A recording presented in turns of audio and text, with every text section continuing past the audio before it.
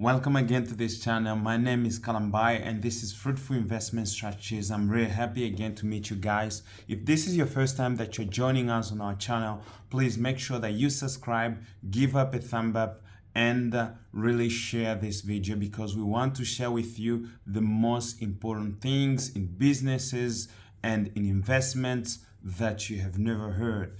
Some of these ideas are really very good if you can indeed apply them into your life. So make sure that you click on the subscribe button, you share, and you become one of our team. And at every time that we upload something new, you'll be informed about it. Today, I'm not going to talk about success, but I'm going to talk about the mistake that I made as a business person into my businesses, the mistakes that I made. So people do not want to talk about the mistake, but knowing again your where you made mistakes and your weaknesses might really and helps you to really boost your business and to become much more efficient in the way that you do your business. Because every time you learn something, you have to adapt the situation to the condition in which you live. If you know that here you have a lot of thieves, you have to put a lot of investment into security because your investment has to be secured. So, and you will only know that there is thief by actually experiencing it. Many times it's like that. What you experience, you make changes according to how you experience it, and you jump. So if you do not change the tactics and the strategy in which you are going, only fools do the same thing twice. So the thing is, once something happened to you, you have to change a strategy. So today it's all about mistakes. So my first point in mistakes that I've made in business is not having a good plan. When I started actually building one of my first apartment, I had a plan of the house. We talk about the plan. Yes, I had a plan of the house.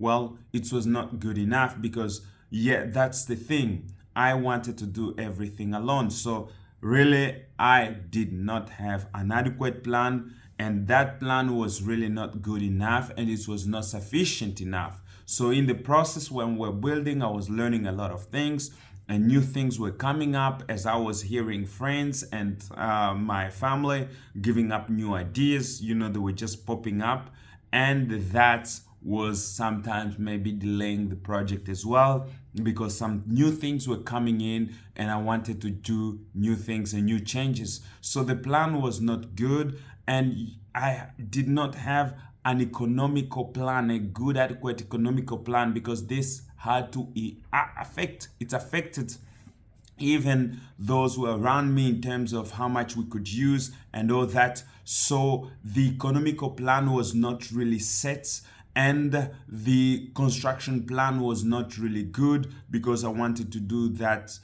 everything alone to spare money. But I realized that, looking to spare money, that cost me time, and time is money. So that is very important, that every time you want to do a business, sit down and calculate, as the Bible says, sit down and see if you can meet the next king with the army that you have. So a good plan is really important for your business, yes, for your investments, to know your economical plan, to know your planning for the house, to know your capacity, the capacity of the company which is going to come and to do the project, and to follow up that plan. That's the other thing, not just having plan, but again, follow that plan. Make sure that plan is really followed, and that lacked with me, the following of that plan, and to make sure that everything is according actually to the plan, according to the contract, everything has to be on tip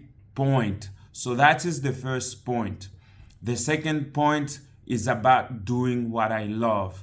I want always to do what I love. I want always to do what I think, is important for me. But really in business, you have to avoid that. You have to go outside of the comfort zone, because you are coming into different activities and different things are happening. So the thing is, you cannot do what you love, because what you love can cost you money and can cost you losses. So you have to give up doing what you love. You have to accept doing what you don't love. You have to go above what you think is good for you, or is you love doing. You have to go outside of those conditions and really to take the next step and to really break from the known things. So the third thing that I really found out in business that I made really as a mistake is the lack of understanding of my strength and my weaknesses. I did not understand my strength and my weaknesses. If I was really good, because I have some people who have a lot of experience in terms of HR, in terms of economy, in terms of all those things, if I would have given them some responsibility as well to look on that sector, it would have been good for me. But the thing is, I wanted to do everything alone. I was on the top and on the bottom, following everything up. I was on the construction site doing the construction work. At the same time, I'm also doing the economical, looking after the economical. I was at the same time the architecture, the engineer, and the constructor. I was everywhere. I was learning. That is good. You keep learning and you acquire a lot of knowledge. But what is really bad as well is that you lose a lot of time. You do not have time to do everything, and things take time. And what does it do? It affects you health-wise, it affects you economically, it affects you even by the surrounding that you have. So the thing is, you have to really understand your weaknesses and your strength. That will help you, and to really analyze where can you actually integrate somebody into your project. Where can you bring people who can help you? Because having help is not evil. It's not a bad thing. It's a good thing. If you want to go far, consider having some help. But if you want to go alone, you will not go far. So that is business. Always bring in people, bring professionals who do know what they're doing, and that will really help you to kind of go far and go very fast. But if you want to go alone, you will go very slow, and the thing might not be as perfect as it should be. The fourth thing is actually trying to do everything by myself. So as I told you, I was trying to be the builder, I was trying to be the plumber, I was trying to be the electrician, and that could not work like that. It was taking me a lot of time. I finally had to bring in some people, to do the work and to have them really doing the work. You cannot do everything alone. You have really to ask for help. Yeah, I know that this is expensive, but anyway, it is an investment that you're making, and you are not doing it for yourself, you're doing it for people. So make sure that everything is actually on the point when you actually investing. So don't do everything for yourself. You have professionals who can lay up tiles, you have professionals who can put up electricity, everything like that. It is very important that it is well done and it is done by the professionals, so that you have the adequate documentation to show on if anything happens. So make sure that you do that. It is really a mistake to do everything on your own, especially when you are learning from it.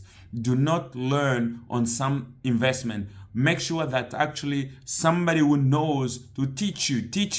Acquiring knowledge is part of investment. So make sure that you acquire the necessary knowledge, which will help you to go outside there and to have a good investment as you are going forth. And that is very profitable, having somebody who has learned it from before and using them in terms of investment, so that you can acquire more investment. Knowledge is money, and time is also money. So the more knowledge you have about something, the less time it takes you actually, and the more money you gain into your business. So the fifth thing I had is refusing to take a loss. So sometimes, you take losses into business, you invest into something, you bring about, somebody who says that they are good at the work, but they do something which is not good, and then you lose money. So sometimes you just have to accept and to go beyond that and try to bring somebody who can do the work. So, and really making sure that you have vetted them, or you have actually looked at their documentation that what they're claiming to do is really what they can do. And if they cannot deliver, they have to make sure that they pay for that. So you have to have a good clause contract, which makes sure that everything is really secured. So do not really hesitate. Those are the 5 mistakes I made, and there is many more mistakes which I've made also. I'll show you what kind of mistakes I've made at the house that we have, and how we are trying to improve on those kind of mistakes to make sure that next time nothing like that happens again, to make sure that we seal every hole that is there, because that is really important for us as investors, making sure that we do not leave any hole, in our investment. So that is from me. And if you have some points and you think that you have made some mistakes, I would like to hear from you. Please make sure that you comment down on the bottom, and I want to hear what you think about this video. And if there is something new, please, and you want me to talk about any other subject, please make sure that you put it down in the comments, and I'll be sure to take that. So God bless you, and see you on the